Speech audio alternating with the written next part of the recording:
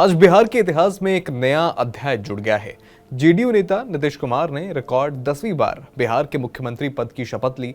पटना के ऐतिहासिक गांधी मैदान में हुए भव्य समारोह में प्रधानमंत्री नरेंद्र मोदी, गृह मंत्री अमित शाह और कई एनडीए नेताओं की मौजूदगी में नीतीश कुमार ने शपथ ग्रहण की। खास बात यह रही कि अब तक सरकार में जूनियर पार्टनर के तौर पर रहने वाली बीजेपी के इस बार सबसे ज्यादा 14 मंत्री हैं। वहीं नीतीश कुमार की जेडीयू के खाते में 8 ही मंत्री आए हैं। माना जा रहा है कि नई सरकार में बीजेपी नेतृत्व ने मजबूती से अपना पक्ष रखा और अपने सबसे ज्यादा मंत्री बनवाने में सफलता पाई। इसके अलावा दो और फायदे बीजेपी को इस बार मिले हैं। पहला यह कि हो सकता है, जो कि संभावना बहुत प्रबल बताई जा रही है, कि विधानसभा स्पीकर का पद भी बीजेपी के खाते में ही जा सकता है। इसके अलावा 2 डिप्टी सीएम बनवा लेना भी बीजेपी के लिए फायदे का सौदा है। पहले चर्चा थी कि नीतीश 2 डिप्टी सीएम नहीं चाहते, लेकिन बीजेपी ने अपनी मजबूती दिखाई और ये पद बरकरार रखे।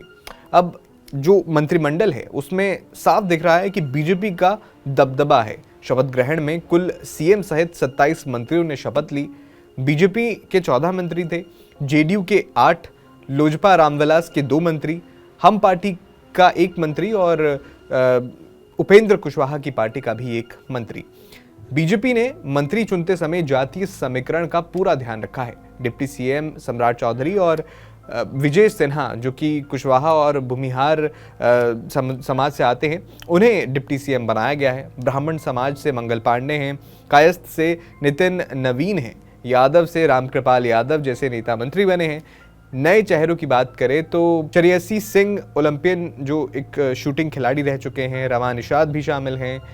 जेडीयू से पुराने चेहरे जैसे विजय कुमार चौधरी, श्रवण कुमार, लेशी सिंह, विजेंद्र यादव, अशोक चौधरी, मदन सैनी और सुनील कुमार का भी इसमें नाम था, उन्हें भी जगह मिली है। लेकिन कुछ पुराने नाम जैसे नीतीश मिश्रा को बाहर रखा गया है। जीतन राम मांझी और उपेंद्र कुशवाहा ने अपने बेटों को मंत्री बनवाया है। मांझी के बेटे संतोष सुमन और कुशवाहा के बेटे दीपक प्रकाश ने शपथ ली। चिराग पासवान की पार्टी से 2 मंत्री हैं। ये नई सरकार बिहार में विकास की नई रफ्तार देने का वादा कर रही है। लेकिन देखिए, इस बार की सरकार भी कुछ अलग है। हाल ही में हुए विधानसभा चुनाव में एनडीए ने 243 में से 202 सीटें जीती।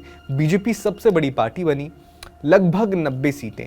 जेडीयू ज़्यादा पीछे नहीं थी, 85 सीटें थी, लेकिन कैबिनेट में जो मंत्री बने हैं उसमें बहुत डिफरेंस है। 6 मंत्री पद इस बार जेडीयू को कम मिले हैं।